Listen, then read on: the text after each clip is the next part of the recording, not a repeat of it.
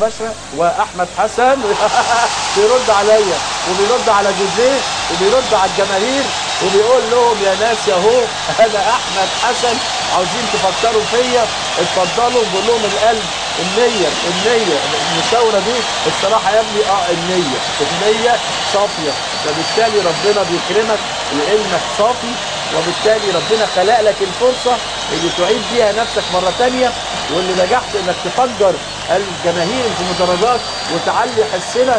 واحمد حسن يعيد نفسه مره ثانيه في الدقيقه الرابعه تقريبا من زمن الشوط الثاني، يحط احمد حسن هدف جميل. بص حضراتكم، جميله جميله جميله جميله.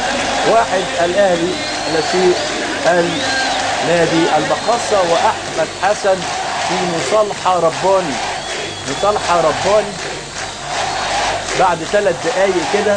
ربنا لا يبخس حق، زي ما قلنا في البدايه، ربنا